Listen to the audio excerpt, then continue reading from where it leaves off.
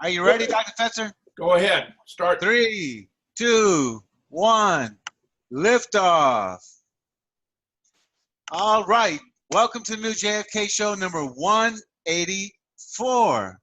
Larry Rivera, as always, is going to come up with something new in JFK, and sometimes it's a big deal. And tonight, it really is a big deal. We're going to really put the nail in the coffin of one of the big researchers in JFK. So, Larry Rivera, go ahead and talk to me before I play the tapes. Well, first of all, I want to just thank Carl Golovin, an independent investigator who offered, we hooked up together at Judy Baker's conference last November, and he asked me, is there anything at the National Archives that you would, like me to perhaps look into? And I said, yeah, I've been looking for the lost tapes, the Billy Lovelady, Kenneth, Brooten, Robert Groden tapes of November of 1976, when they were sent by Richard Sprague, to go and interview Billy Lovelady about the man in the doorway. And we've already done a show on that, okay? And what we got here on the screen is the actual tape, Jim and Gary and Don, of which Carl was, so nice, this guy, to send and everything, and he actually, he spent the whole day at the National Archives, and he found the tapes, and he taped them, and he digitized them into WAV files, okay, which we have, okay? This is the first time ever. And what we're going to do is we're going to listen to the first tape. Let me get this, I'm running out of battery. And what Carl did was he went over there, and based on the audio accession list that I gave him, I provided, he went in and he actually tracked down the tapes, okay? And these are the lost tapes, and nobody has ever listened to these.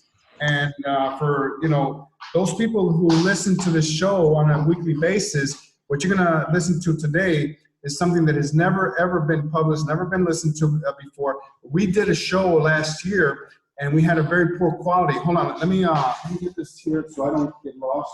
Yeah, last year we had a garbled tape. It seemed to be purposely garbled, and Larry and I painstakingly went through it and wrote down the transcript of it, but now it was totally unnecessary. That's right. Nothing, because we got the clear tape. That's right, Gary, and you, hold on, and you and I, we spent, I don't know how long it was, maybe 2 or 3 weeks. It was hard work. It was hard work because it would go raw, and you'd have to figure out what they said. Yeah, I know, but now what we have are crystal clear versions of those tapes, okay? And what was said in there, and who did what, and who said what, and I think it's going to be very surprising, to our audience. Yeah, Larry, why don't you play the tapes from your side?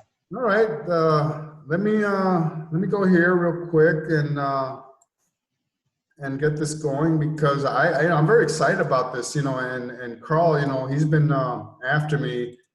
He asked me, if I had listened to these, okay? Yeah. And I'm going to run this on VLC Media Player.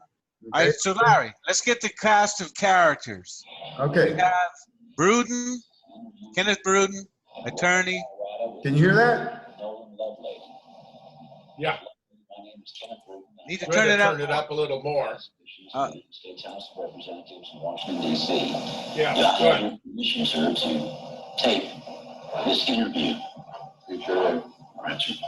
Would you please tell me your full name?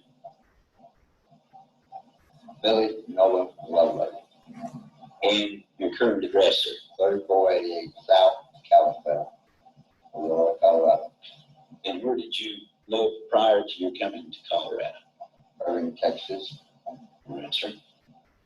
And on or about November the 22nd, 1963, where were you employed? Texas Good Depository. All right, sir. Would you tell me what happened, to the best of your recollection, at your home on the morning of November the 22nd, 1963? What time did you get up? What did you do? I'd say we got up around 6:30, between 6:30 and 7 o'clock. And made preparation to go to work and left to catch the bus on the corner of Groden. First bus go downtown, so my car was out of commission. We got down at 7:30.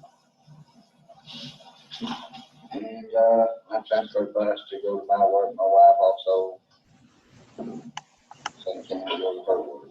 And I had to take school work and work at 8 o'clock in the morning. All right, sir. Did your normal routine in the morning consist of showering and shaving in the morning, or did you shower and shave at night? It's better to have the image than no image, Larry. When you Turn it up some more. Turn it up some more. Yeah, or before you went to bed. okay. Now, do you remember how you were dressed that day? Sure do. All right, sir. Would you please describe whether you were wearing any glasses or not? I do not wear glasses. All right, sir. Did you wear any type of a T-shirt? Yes, In the cotton, just a undershirt, t-shirt. all right, sir. Do you recall what type of slacks you had on? I wore blue jeans, All right, sir. Do you recall what type of shirt you have on? just a ordinary work shirt. All right, sir. Would you describe that shirt for me, please? You heard that? Say- Red one, plaid shirt, just what you call cotton, ordinary cotton plaid shirt. All right, sir. Now, this is a photograph. It's a color Xerox copy of a photograph that was taken. Maybe you can tell me who it was taken by, with regard to CBS or somebody that did something. Was it CBS? Is that the shirt that is in There is. the picture? All right, sir. Let's initial it. Do you have that? Yeah. Let's initial this as identifying the shirt.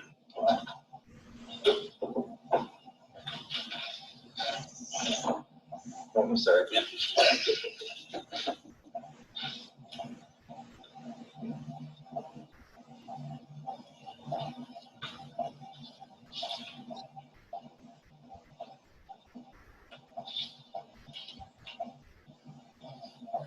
Would you just write, this is the shirt you were wearing on November the 22nd, 1963.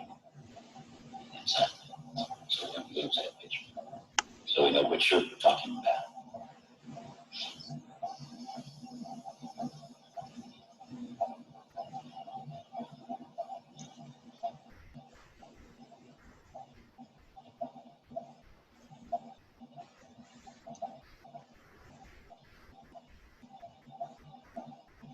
Yeah, Larry.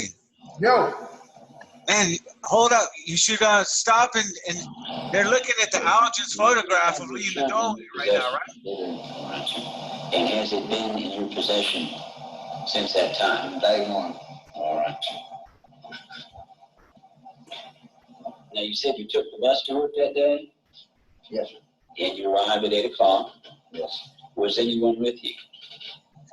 No, I walked from the bus stop to work. All right. And when you arrived at work, where did you report?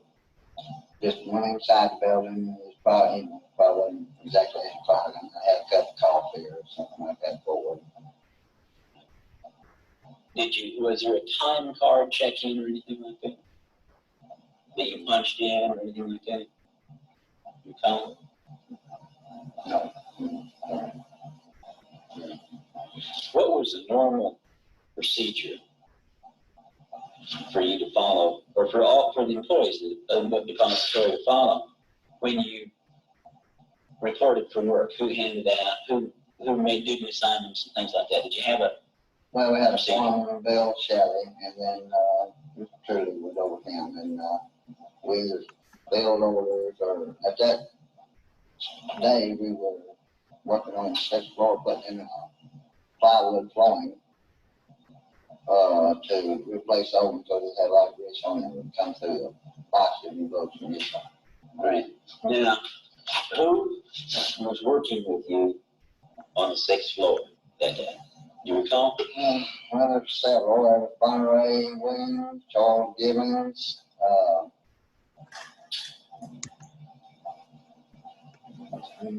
Wesley Frazier, and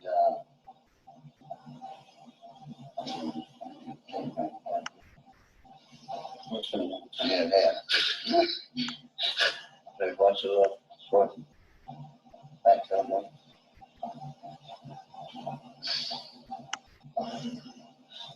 right. Who was this a work assignment that you had previous to that? Yes, we had worked, I believe, some of the before on it. We had one side of the flooring done already and had gotten to one side and we pushed over.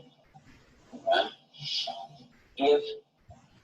Did your work deviate in any way, or was there any directions to you on that day to do anything different than what you've done before? Not for sure what I did. Okay.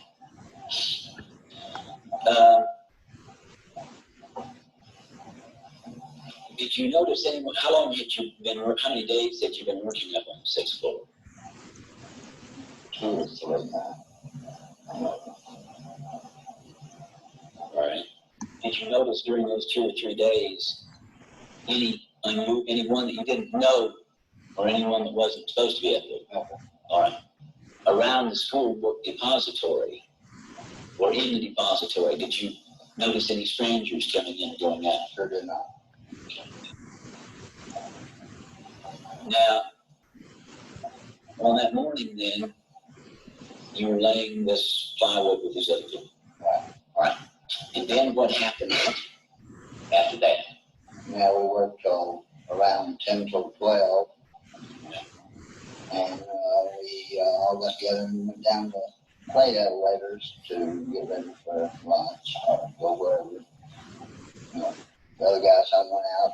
Some stayed had their lunches.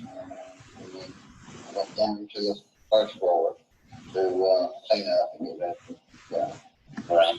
Now, when you were on the 6th floor, did you see Lee Harvey Oswald? No, on the 6th floor. All right. Did you see Lee Harvey Oswald at all that morning? Yes, sure did. All right. He was working, filling orders as usual. Working on the 5th and 6th floor, you know, coming up elevator, you know, seeing, filling orders. All right. Do you recall about what time you saw him that day? All the various times, just, you know, every time during the morning. All right. And he was filling orders? Yes, All right. And that was on the 5th or 6th floor? yes. All right. Do you recall how he was dressed on that day? I believe he had blue jeans, just an ordinary tight work shirt and t-shirt. Did you see pictures of him after his arrest? Sure did. Was he dressed the same after his arrest as he was when he was at work? Right, sure. Okay. Now, did you follow when you went on your lunch procedure? Was that the normal procedure that you usually follow? Yes, I mean, you'd start about 10 to 12 and then wash up? yes. So the elevators are fairly slow in time. We all got to complete what we were doing, you know, got to the elevators and then down to the first floor, you know, maybe 5 or so. And it's still 12 time we cleaned up and it'd be 12 o'clock. So we had 45 minutes left. Now, when you saw Lee Oswald, did he act differently than he had acted any other time when you saw him? No, sure didn't. Did he appear anxious or nervous or anything? Not that I can tell. Okay. About what time was the last time you saw him? 10 minutes till 12 on the 5th floor. All right. And did he say anything to you or to anyone that was with you? Not me, he just told us that one elevator that closed the gates and when he gets to the bottom, he push a button and it'll come back up. And All right. he asked us if we would do this. And we had told him, no, we're going down and get ready for lunch and it's quick time and just joking around. One guy said, no, he wasn't going to do it. And he said, you know, come on down. Says, let's go eat or go watch the parade. And he said, no, sir, it's a closed gates and he went that way. He had some more. Okay, I just want to pause here for a second and show you guys the transcript. Okay, because, you know, this is a bunch of horse crap, okay? Lee Oswald never worked on the 5th and 6th floor. Always worked on the 1st floor filling orders, okay? This whole scenario that Billy Lovelady is presenting here is not true. Don't forget that we did interviews with Roy Lewis. And Roy Lewis said, you know, look, up there on the 5th and 6th floor, you know, nothing ever happened up there. In fact, Roy Lewis didn't even acknowledge that there was work being done on the 6th floor, you know, supposedly refurbishing plywood up there. And we know that there's never been any material, you know, or any photographs of any type of material, you know, up there, tools, you know. Those saws or right. pry bars. So, like you know, that. we can see where all this is going, you know. Larry, he does confirm Lee was wearing the same clothing at work that he was wearing when he was arrested. That's significant. Yeah. Is there any discussion about what they were actually doing at the book depository, whether the boxes had anything to do with books? No, never. In fact, Roy Lewis said that when he went up there at 10 in the morning, that sniper's nest was already there, okay? And Roy Lewis even said, look, you know, that 6th floor, you know, was so poorly lit, you know, that you had to go up there with flashlights, okay? And I want to go further, you know, because if you look at some of the very early news reports, Thomas Kaysen said, look, you know, the 5th and 6th floor were dead space. In fact, we used to have to go up there looking for some of our employees who were napping, you know, people that were missing, you know, they could find them up there, you know, napping because nobody would ever go up there. You know, so all this scenario that Billy Lovelady setting here is a bunch of bunk, all right? Right. You notice, yeah, you notice when they said, could you describe the shirt you were wearing? He says, no. And they both laughed about it. Well, no, and we're gonna see, you know, as this Kenneth Brooten tries to establish a supposed beard that Billy Lovelady was wearing, and it's nothing more than the Martin film, the Martin film, the frame of the Martin film, which has been underexposed. All right, is there anybody else in the room? What do you mean? What room? In this While this interview is taking place. Oh yeah. Of course, Patricia is there, and we're gonna. In fact, at the beginning of the recording, you could hear her laughing, you know, because she believes this is such a, you know, funny thing, you know, here. But my point is that this Brooten is very, very intent on establishing that Billy Lovelady is wearing a beard, okay? And because the man there in the Martin film, if you look at it, in which I have already shown you here on the screen share, and I'll go back to it, okay? He seems, okay, like he's wearing a beard, okay, right here as I scroll down. Can you guys see this? Okay. No. Can you see All it? we see is the tapes right now. Oh, okay. How about now? No, don't see it. Okay, hold on. Oh, sorry. Okay, that's the tape, right? Yeah, that's the tapes. That's another tape. Okay. I'm gonna go here and show you the stop. Okay, I'll get this going again. This is what I want you guys to see. You see this? Now we do. Okay, you see this guy here, and we've talked about this a few times. You know, this is this is bunk. Okay, this is an underexposed version of the Martin film. Okay, which they want us to believe that it's Billy Lovelady with a growth of beard. Okay, for crying out loud. Now, when Groden republished the Martin film, guess what? Look, ta-da! Yeah. So that's why Kenneth Bruton's asking about, did you shave in the morning? Did you not shave? Exactly. Because what they want to do, and this is prevalent throughout the tape here, they want to establish that Billy Lovelady didn't shave, you know, that he supposedly shaved at nighttime. And it's so obvious that they're trying to, you know, create a scenario here that just could not have possibly been. So even Brooten here is asking the questions, is deeply involved in covering this up. Absolutely, absolutely, absolutely, Jim. And I'm going to go further because when we finish later on, I mean, I think the most important part of this audio tape is when Brooten asked Lovelady if Lee Oswald, you know, was there in the doorway. And I don't want to, you know, jump ahead here, but because I think that's the most important portion of this tape. And we will discuss, you know, the ethics involved as far as, you know, a lawyer or an investigator, you know, doing this kind of work. Okay, so what we're discovering here is another example of fabricating evidence in order to implicate Lee.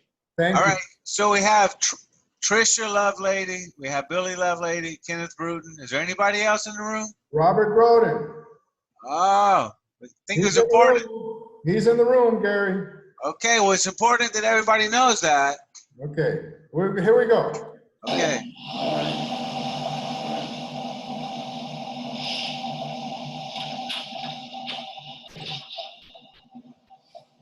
Now, prior to the Kennedy assassination, did you and Lee Oswald have any discussions?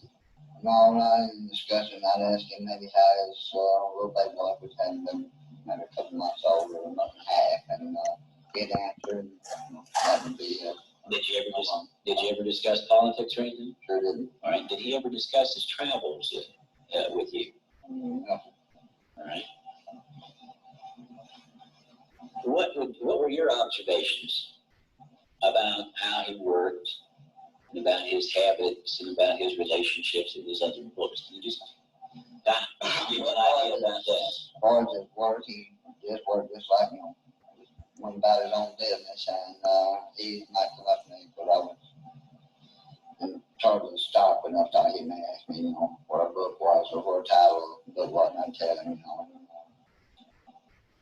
And he'd go and he'd bill over it just like the rest would, and but you'd ask him something, and he'd answer you for that, and he wouldn't give him for that information, saying, shoot the bull with you or something. How did you seem to get along with the people he worked with?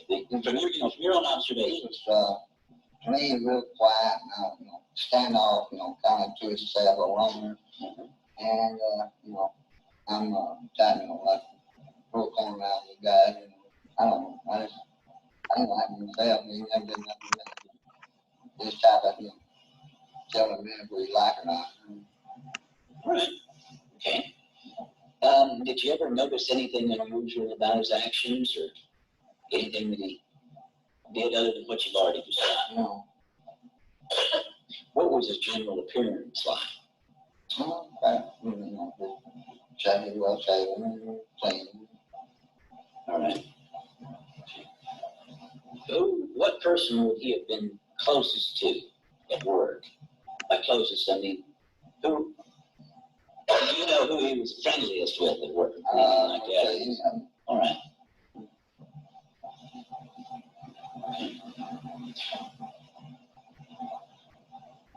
Now, when did you first learn President Kennedy was coming to Dallas? Newspaper again. All right. Do you remember? Do you remember when? Do you remember when that was? I don't think it was day before, 2 days. All right. When was it, to your recollection, when was the news of the parade route first published in? Do you remember? I didn't know myself. So, really, I don't remember, you know, reading the paper. Do you recall any conversations of anybody in the Texas School Book Depository on November the 22nd, 1963, or immediately before, about President Kennedy's visit to I Dallas? think we just mentioned it maybe up while we was laying the floor that he spoke, you know, come through town and pray.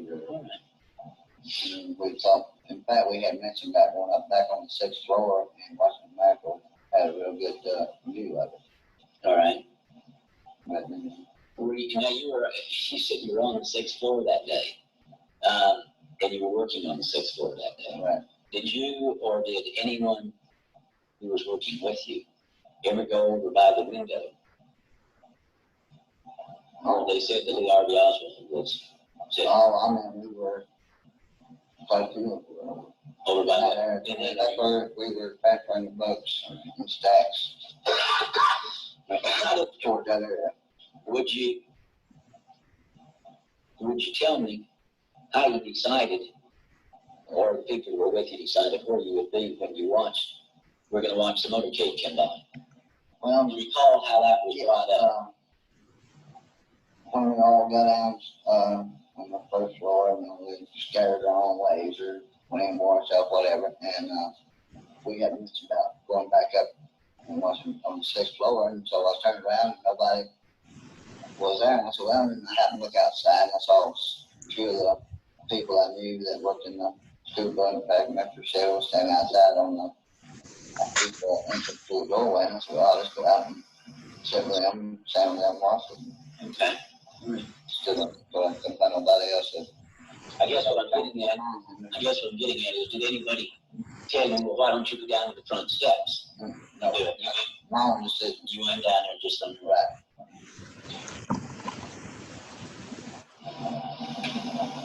Do you recall anybody that you did? Did you know which way? Did you know he was going to come immediately by there?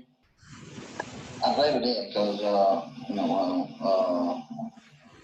back I think they said, or somebody said that's where he would be passing by when people were standing out there and something. All right. Okay.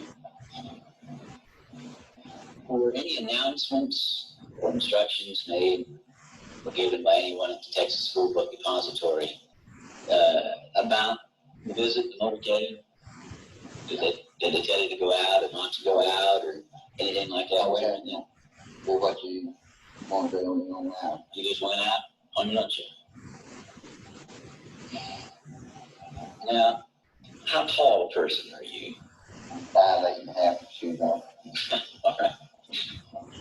How much did you weigh then? Do you recall? Oh, I'd say 60, 65. All right, sir. And what was the length of your hair? I had a crew cut. You had a crew cut.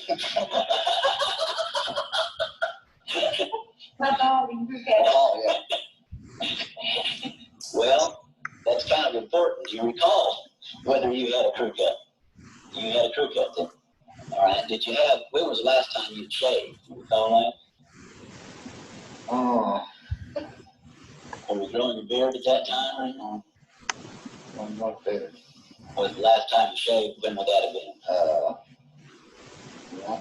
The night before. 40 hours. All right. Okay. You're shaving really bad. Yeah, put the transcripts back. All right. Okay. Where you go, I say. Okay. All right. Okay.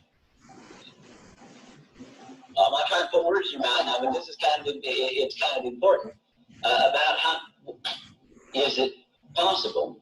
Yeah, I had to stop this right now. Are you guys here with me? Because, he is talking about the scenario that they're trying to establish here is the beard. The beard, okay? We're talking about an underexposed version of the Martin film. And so this whole scenario that Kenneth Brooten is trying to push here. Yeah. What about the top of his hair? You don't think they're trying to match him in the doorway, man? Right, very probable. That's a good point, Gary. That's a very good point because what they're trying to do is they're trying to shape Billy Lovelady as doorway man. But this thing about the Martin, we have to go back to this over and over again because as we all know, Robert Groden republished the Martin film, the image there that we were just looking at, And, you know, he's, you know, obviously, you know, this man here, and I have to put it up here again. Can you guys see this? Yeah. Okay. This guy obviously looks like he's wearing a beard. But as Harold Weisberg said, you know, this was an underexposed version of the Martin film. And when Robert Groden republished it, check this out. Do you see a beard on this guy? I mean, really, guys, you know, let's take a vote here. You know, let's, you know, Jim, you know, is this guy wearing a beard? Well, it looks like he's got A little bit of heavy. A little bit of a shadow, right? Yeah, but not a beard, not as in the underdeveloped version. Now, would you call this a beard, Gary and Don? It looks like it's by no means a heavy beard like they're trying to portray in the other picture. That's right. That's right. So we're looking at, you know, very obvious, you know, deception here, you know, and so, you know, and our audience here can obviously, you know, make up their own minds, you know, because this one that I have here up on the screen, this did not come out. Well, Larry, he was even saying he wasn't trying to grow a beard. I know, exactly. Thank you. I think this just isn't panning out. You may not be aware of all the nuances here of how they want to use it. That's right. That's right. So they're trying to, you know, create this scenario here, which just does not fit as far as I'm concerned, you know. Yeah, they laughed about him having a lot of hair. Yeah, right. So, but it gets even more interesting here. Let me just go back and the transcript helped out a lot. yeah. But we're gonna see it. But I don't want to say that. You tell me what your best estimate is about how long it had been before that you shaved. Should have been 2 days. All right. Okay.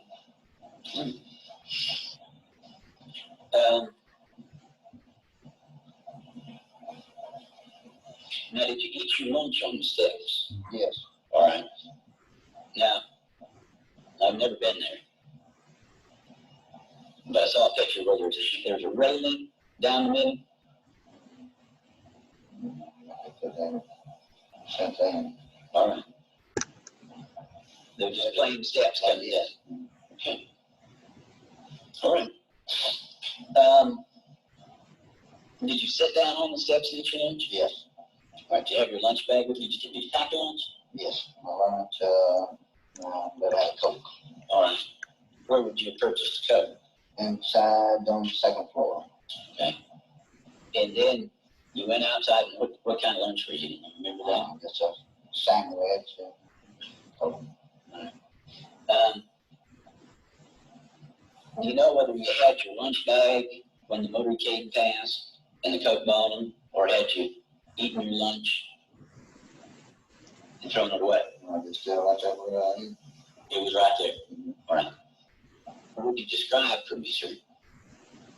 What was going on in the steps with the people on the steps? Just, you know, general talking, going on, waiting for the president to come back. But to the best of your recollection, you had your lunch bag in your hand at the time, or it was there. I was sat down, you know, I haven't sat down and stepped between the legs. All right. Was there anyone on those steps that you didn't recognize? No. All right. Were the people who were on the steps people from the school book depository? Employees that take school book. Okay. Different publishers. Do you recall the people who were on there? Here we go. Wesley Flavor, Bill Shelley, Sarah Stanton, and some of those ladies that worked upstairs. All right. Do you recall which step you were on? I was sitting on the first step when feet in, on the 2nd or 3rd step, sitting on the main first platform. All right. Did you see Lee Oswald around those steps? No. At any time? Would it have been possible from where you were sitting, eating your lunch, that he could have been there you didn't see. Could have. Stop, stop, stop, stop, There it is. stop, stop, stop, stop, stop, stop. Could have. Full stop. Full stop. Okay, gentlemen, what do you think about that? Oh, could have. Could have. He was Probably not what they wanted him to say. Okay. Yeah. If you're gonna say could have, you know, that's a little, you know, shocking, you know, so to speak. You know, if I as a lawyer, you know, and the person that I am interrogating, you know, says to me that Lee Oswald could have been on the steps, what? I mean, you guys want to play Perry Mason or whatever? What would the next line of questioning what would have been, you know, in your mind? I'll just throw it out there, you know. Well, if it was possible that he could have been there, then he was there. Yeah, but what would you have done? Don, come on, Don. Give me some love. Yeah, I think it's pretty obvious that Oswald was there, and then Billy Lovelady here kind of slipped up. Thank you. And my next reaction as a lawyer would have been, I mean, lawyers are always looking, you know, this is something that in the legal, you know, parlance, you know, whatever you want to call it, is opening the door. Okay. So if you get a witness to admit and to open that kind of door, what would you do? You know? If I'm a lawyer, I'm going to say, what? Tell me about this. You know what I'm saying? I want to know more. I want to know more about this. All right? And They didn't go any further than that. And Kenneth Brooten, as a lawyer, obviously should have known, you know, wait a minute, this guy is opening a door wide open here. What am I going to do? And You could ask questions. Well, if he could have possibly been there, was he on the steps at any time? You know, did you see him there at any? You know, there's all kind of questions. Well, you know, if it was me as the interrogator, the lawyer, you know, who is doing this, I'm gonna say, what? So wait a minute, you're saying that Lee Oswald could have been on the door? Tell me more about this. You know, I want you to, you know, that's what I would have done as a lawyer. You know, but guess what Kenneth Brooten does? He acts like he didn't hear that. You guys, are you ready for this? Yeah, I'm reading the transcript. Yeah, he shifts gears here pretty quick. Okay. Now, I'm going to move on to the second category of questions. Events. Yeah, let's go to the second category. How many shots do you recall? How many shots? 3. Right. Would you? Hello. Oh, hello. Listen, guys, you know, I'm sorry if I have to go back to this again and again and again, but, you know, the deception is so freaking obvious, you know. Yeah. This man did not want Billy Lovelady to talk about Lee Oswald in the doorway, period. Right. You know? Jim, any thoughts? No, it's obvious, Larry. It's obvious. Yeah, let's go on to the second set of questions. How are you doing on your hourglass, Larry? Yeah, we're almost at the half-hour mark because mine does an entire hour. Okay, so I have to eyeball it. So, Gary, if you want to go ahead and yeah, sounds like a good time for a break. We'll take one right now. JFK, 184, Billy Lovelady, and the tapes. The lost tapes. Yeah. Again. All right, the lost tapes, thanks to Mr. Gullivan, Carl Gullivan. Carl Gullivan, yeah. Definitely put them in our hands, and there's an awful lot of information in there, especially what caught my eyes when they said, let's talk about the shirt you were wearing. And he said, no, I don't think I want to. It was like a little joke. He knew he had to talk about it. But that was very telling to me. Yeah. And you know, later on when we look at the second hour of this tape, I must admit that they go into damage control. Okay, and I'm just going to give you guys a little bit of a preview of we'll do this, you know, next week. But they actually go into the issue of the FBI photo shoot of February 29th, 1964, Jim, which you are so very familiar with, where the FBI asked Billy Lovelady to wear what shirt? The one that he was wearing the day of the assassination. But, you know, in this tape, they are in damage control, and it's very obvious that they are trying to create. Yeah, yes, that they're trying to redo this whole thing about the shirt that he wore that day, and even Patricia gets involved in here.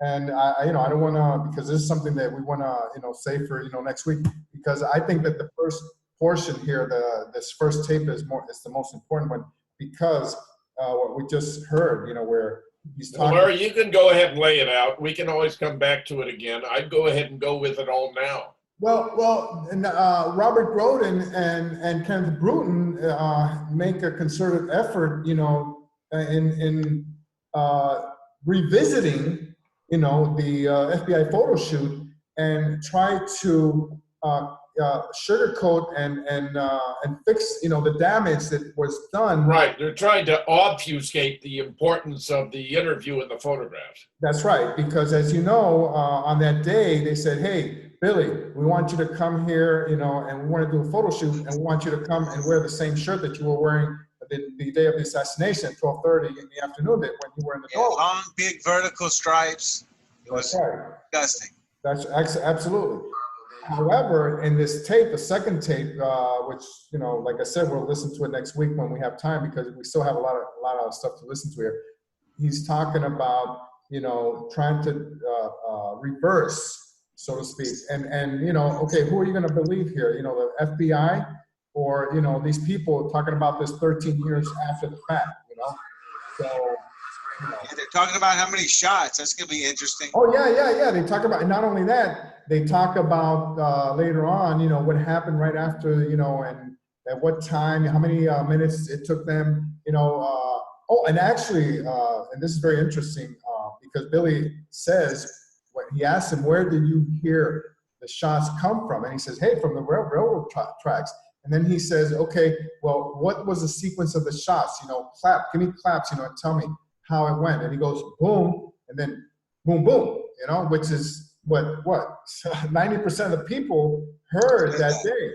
The first shot, and then the last two, one on top of the other, which would have been completely incompatible, okay, with the Mannlicher Carcano. Of course, because, obviously you could not reload and shoot, and aim and hit the target, which was moving, okay, and score the type of shots.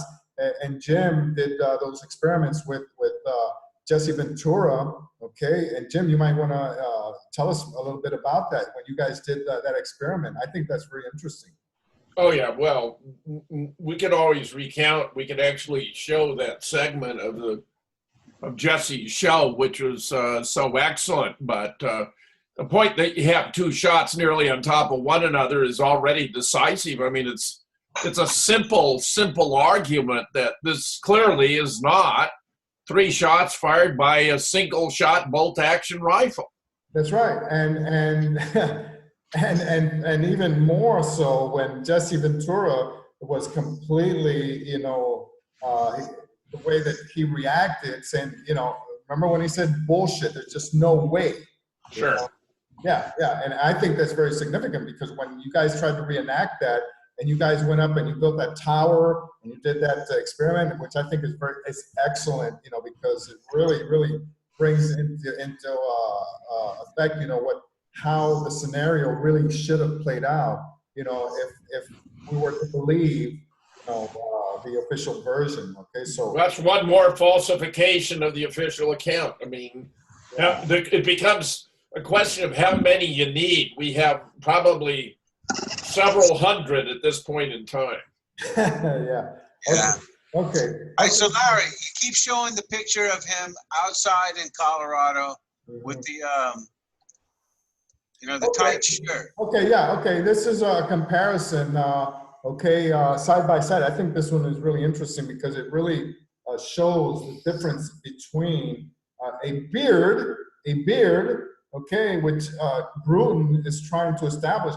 And very interesting here because you can already start to see the on the right, that little pocket, you know, with the flap that we've been talking about so many times, you know, where in the obfuscated, in the underexposed version of the photograph, you cannot even notice, you can't even tell that there's a flap there. But when you get the other one on the right, which is again the one that Groden republished, you know, so many years later, okay, you can I mean, it's clearly seen right there. I know that we've done, you know, much better enhancements of that, and you know, where, I mean, simple logic dictates here that you either have a flap or you don't.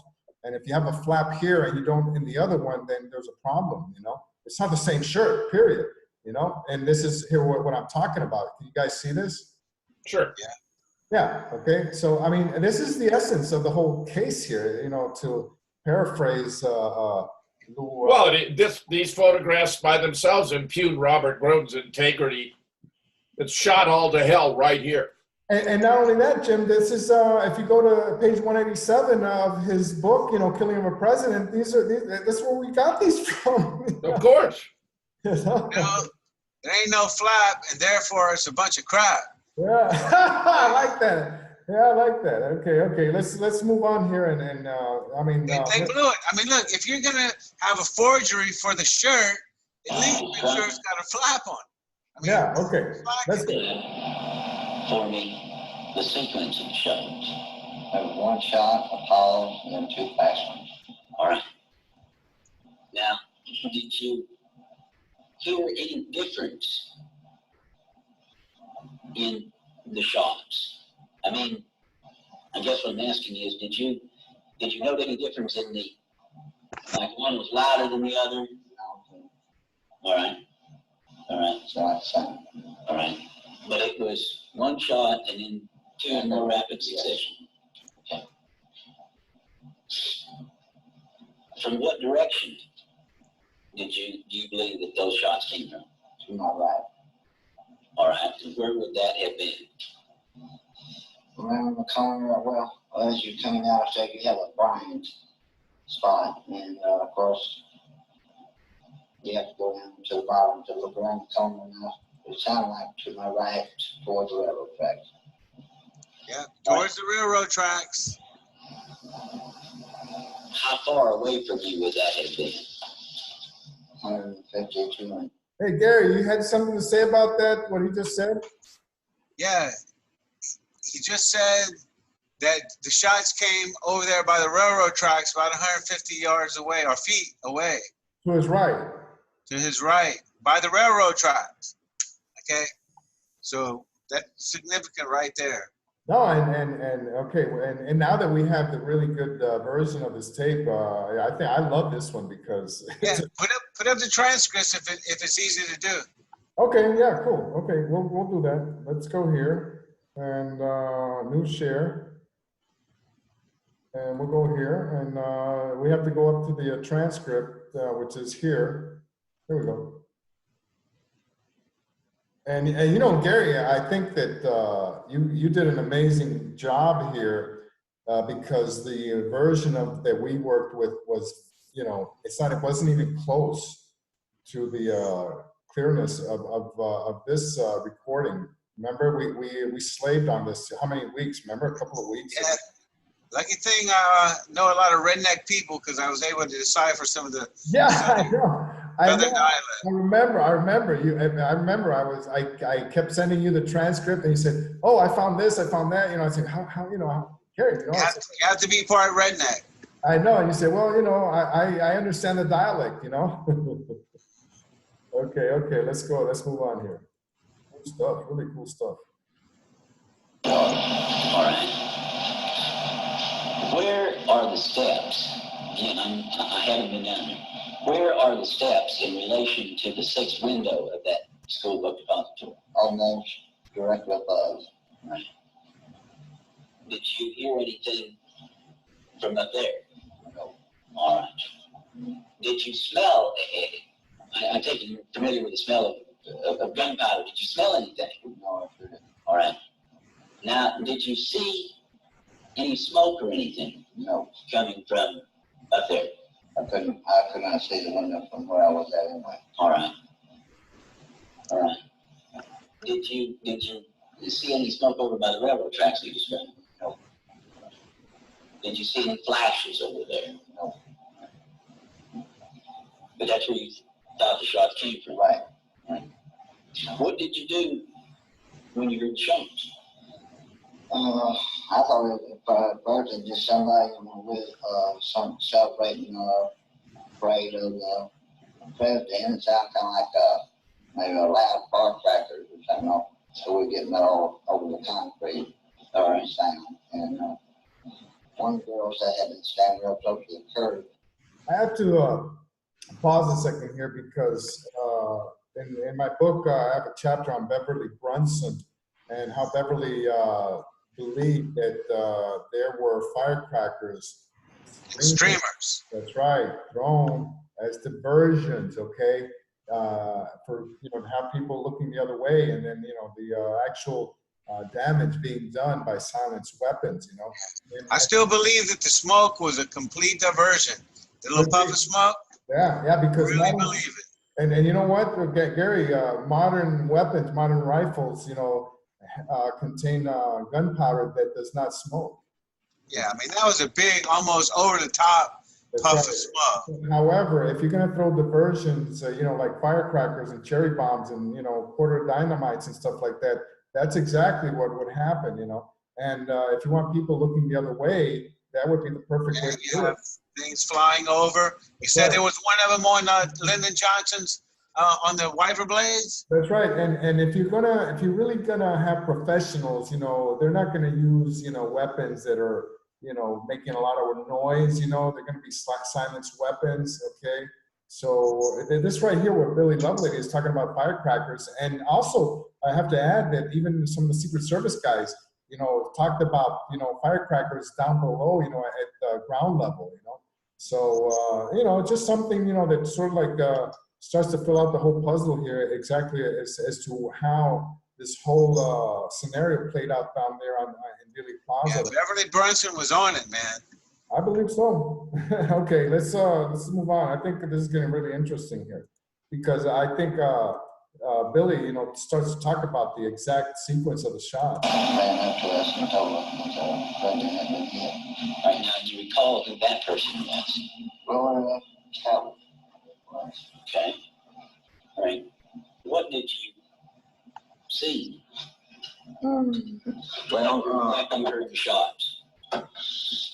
Just a lot of people running towards, I guess you could, call it, behind towards the right angle of the building, and a bunch of running towards the railroad tracks that led behind that building. All right. Are those the same railroad tracks that you described that, in your opinion, the shots came from? Were they running in that direction? Yes. Okay, where did Billy say the direction of the shots came from, Gary? Don? The railroad track. Simple as that. All right. Do you think that's significant? Well, especially if you're standing underneath the 6th floor. Yeah, it says, nothing happened up there. Okay. How could he be shot from behind, from the front? Sorry, Don. Sorry, I stepped on you. Go ahead. How could he be shot from behind, from the front? Who said that? Who was that, Dr. Fetzer? The reporter that said that? Yeah, it was Frank McGee. Frank McGee. Yeah. Frank McGee says this is incongruous. How can the man have been shot from in front, from behind? That's right. That's right. One of the key moments in the whole thing. And that was, and now that you mentioned Frank McGee, those were the very first impressions that came out that day, which were, Yes. We had some truth coming out in the beginning. And the same as the Mauser and everything, Yeah. Okay. People running and hollering and didn't know what was going on like I don't. Do you recall who was standing next to you or anything like that? Yes, Bill Shannon, he and myself, after the girl told us, Vice President, getting hit, and if I started running towards the railroad track, we took off and started towards the railroad tracks and on line. See, I guess we've seen the lane ourselves, and we got to about to the railroad tracks, and we wondered what we were doing out here, and then we came into the back entrance of the building and came on back in the house. And, all right. Time out. Okay. Billy just said, I think this is extremely significant because of that Martin film thing. Billy just said that he and Shelley went to the railroad tracks, okay, started to look around and see what was going on, and then they went back into the depository through the side door, okay, back there, the loading dock area. Never does Billy talk about standing outside the front of the Texas School Book Depository, which is what we see in the Martin film of that imposter, okay, with the supposed growth of beard, all right, which actually they've timed I believe it happens to be 10 minutes after the assassination, okay. And what did Billy do? He went back out of the building and stood in front, you know, when he's clearly saying here that he went to the railroad tracks, he went with Bill Shelley, his boss, okay, they stood out there and they watched the cops, you know, search the cars and the box cars and the railroad, you know, and then they went back inside the building, you know, through the side door, okay, which is where the parking lot was, where, you know, so yeah. Right, I mean, right, just this alone completely refutes this thing about the Martin film, okay, so. Boy, yeah, what kind of security? You could walk in and out the front, the side, the loading dock, well, no problem. It reveals the enormity of the deception perpetrated by Robert Groden. Yeah, because if Groden goes out there with a doctored version of the Martin film and he says, hey, this guy's wearing a beard, you know, this is you, Billy Lovelady, but then, you know, years later he says, oh, I'm going to publish it, you know, with the normal exposure setting. Absolutely, Jim. I have to agree with what you're saying. Let's move on here. It's getting good. All right. Now, we'll move on into what happened immediately after you heard the shots and you went back in the building. What did you see inside the building? Well, some of the other employees had gotten back into the building by that time, and we stood around and wondered, you know, whether we should go back to work, or since this thing had happened, whether they, you know. Does he say we stood around outside the building in the front entrance? No. He said we stood inside, okay, waiting to find out what our bosses wanted us to do. I think this is extremely significant because, you know, this in itself completely demolishes that crap about John Martin film. You know, he was not outside, Jim, Gary, and Don. He was not outside. He was inside with Bill Shelley, okay? So this thing about him in the Martin film, it's just completely unbelievable. I'm not, you know, I cannot. It's one more fabrication. Yeah, of course. Let's go. Well, we had to go back to work on. Did they have any kind of roll call to find out who was there or anything like that? Even a roll call inside. They didn't do the roll call outside, you know? They did the roll call inside, you know, what, 10, 20, 15, 20 minutes after the assassination, after the shots, because they did not want to move. They did not want to go anywhere. You know, all the employees wanted to be accounted for, you know, so what are you going to do? Are you going to go outside, you know, and get caught in the Martin film? I don't think so. Did they check anything like that? The policemen and some other authorities had came back into the building, and I don't know what time or how much later, they did eventually have a roll call. See who was there and who wasn't. All right, now do you know who took that roll call?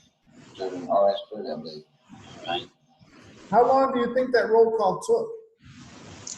I didn't realize that the roll call ever took place. I thought that was made up. No. He's talking about, you know, inside, all the employees, you know, went back inside the building, you know, immediately, and him and Shelly went in the side entrance, not the front. Okay, so you figure it out. It's pretty. Yes. I remember Jim Morris saying that the roll call never took place. I always thought that was a fabrication. I don't know about that, but Bill Shelley and Billy Lovelady are talking about them, going inside after spending some time outside, in the railroad tracks and in the parking lot there, watching, the cops, searching the cars and everything, which has to have been a good 10 or 15 minutes, maybe 20 minutes. Okay, we've got video of that happening there, so, you're gonna tell me that in the Martin film, that's Billy Lovelady outside Gorilla Man? Wait a minute, we haven't even mentioned Gorilla Man, because that's the one with the beard and everything out there, and then Groden, republishes, that same slide, with the normal level of exposure, so. Talk to us. Do you know where did they take that, downstairs or where? All right. And you recall about what time that roll call was taken? That'd be before 1 o'clock. All right. Okay. So the shots were at 12:30, and they took a roll call before 12 o'clock, before 1 o'clock. Well, there was just a few of us that worked there, and I'll just kind of look around too and see who was there and who wasn't. All right. They've been there that long, but you can just find somebody. Okay. Did the police come inside? We sure did that. All right. Scroll it up. You recall who it was that came inside? All right. Do you recall what they did when they came inside? Well, You gotta roll it there, we ran up Larry. Scroll that, Larry. someone outside had said they thought the shots came from. That's right.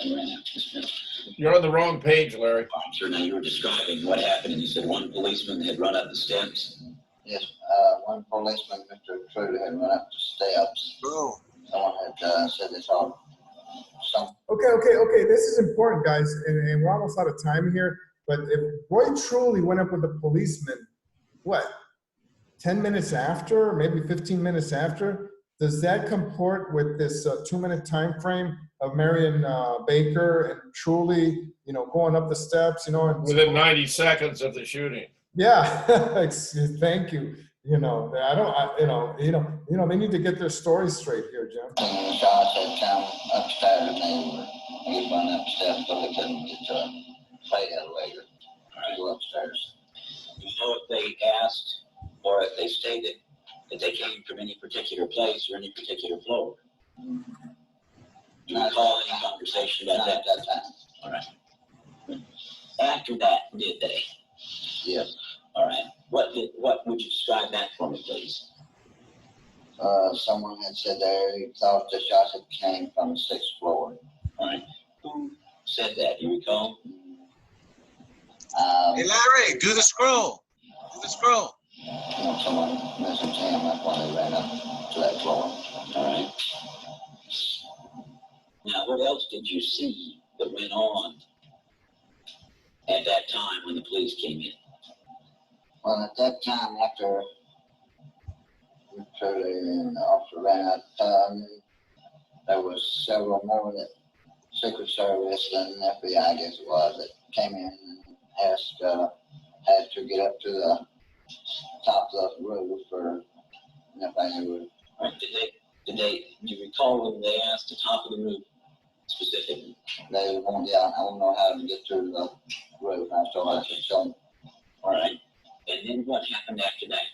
Well, I got in the elevator and took on 10 or 15 up to the 7th floor, but you could stairway to get up on top of the roof. And I let everybody out on the 7th floor, and they scattered in the road. Couldn't find anything up there. All right. Then what did they do after they were on the 7th floor? Did they go up to the roof? Yes, All right. some went on the roof, some stayed looking in the 7th floor. Okay. And then then what happened after that? And they completed their search and found nothing. And one of them asked me, after we get down to they're taking them to the 6th floor. They said something going on down there, so I proceeded to take them to the 6th floor. All right. And what happened on the 6th floor when you took them there? They searched around and they I was standing by the gate of the elevator waiting until we stayed there enough to come out of that area. And there was several down there already, including the ones I took down. And someone hollered that they had found 3 shells, and then they kept looking. They came out with a rifle. Right. Now, were you there when they found the 3 shells? Sure was. Would you describe them for me, please? I did not see them. Okay. Shells. All right. Where were you when they found the shell? At the entrance to the elevator. All right. I cannot, I have to jump in here, Jim, because, you know, that Noah Twyman, you know, wrote that marvelous book, you know, which we're also familiar with. And he Bloody Treason, and he wrote about the empty shells, and actually one of them was not empty, you know? So, you know, Well, he has photographs of 2 empty shell casings, I mean, they did not find 3 empty shell casings there. That was made up by a deputy claiming he took one of the casings and walked around with it in his pocket for a day or so. It's ridiculous. yeah, and they knew that there was a live round there, you know, so. In the chamber. But yeah, but anyway, I think we've exhausted our time here. I think we don't need to continue. We only got a couple of minutes left. If you guys want to listen to the rest of this, it's only. No, this is good, Larry. Okay, it's good. Are we done? Let's get a comment from Don and from Gary before we have to part. Absolutely. Yeah, go ahead, Don. Okay, well, once again, we see the official story having a hard time holding together, even under the most cursory of examinations here. This is a kind of a setup interview, and even there, it's falling apart. Yeah. I think the timeline, Don, that they're trying to establish here, you know, just completely wrong. You know, I mean, they you know, it's completely unbelievable. You know, you cannot believe, you know, this type of timeline. You know, as they are trying to establish it, it's just it doesn't, you know, it doesn't jive. You know. Yeah, what I have to think of is the importance of Billy Lovelady being Lee in the doorway, and that was he on the steps? No, but well, he could have been. Yeah. What kind of shirt were you wearing? Was it like this? What about your hairline? Was your hairline a little back? They were doing. Growing a beard. Yeah. I think what Don just said is the most important thing that we have to draw, you know, from this whole exercise here. You know, when he says he could have been on the steps, okay, and Kenneth Brooten, okay, HSCA counsel, along with Robert Groden, okay, do not, you know, I just, you know, I have no words here, you know. Yeah, It's the last thing they wanted to hear. Of course. I can tell you what they said. Let's go on to the next set of questions. That's right. He completely changes the subject.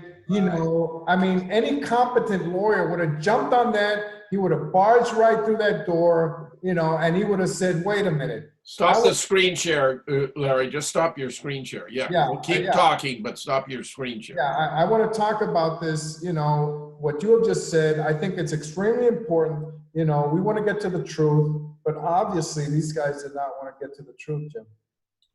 Well, no, they were on a mission. It was to obfuscate the truth, not to uncover it. So, you know. And I think this... and even under the contrived circumstances Don observed, they weren't able to pull it off. Yeah. But you know something, we have people that actually, and I just want to thank, you know, Carl Golovin, because, you know, he came up to me in the last conference and said, Larry, is there anything, you know, that you wanted me to get at the archives? And I thought about it. I said, you know, there is. You know, and I've been working on this thing, you know, with the Lovelady tapes. You know, we were able to get one, you know, from YouTube that Morrissey was able to get, you know, and even that one was so poor, you know, the quality was so poor that Gary and I just slaved over that one for, you know, we'll get with 2 or 3 weeks, you know, but we were, if you look at the transcript, we did a pretty good job, Gary, you know. Not bad at all. Yeah. And we busted him a year or so ago. Yeah. But yeah, I know. Great observation. But now that we have the clear version of that tape, you know, it's even more disturbing, you know, that, yeah. No, this is all excellent, Larry. Excellent. I'm glad we devoted time to it. Gary, do you want to take us? Yeah, time to bust on out of here, fellas. Like a JFK, bat, like a bat out of hell. like a bat out of hell, Larry Rivera rolls over JFK once again. We'll see you next week, fellas. Great job. All right.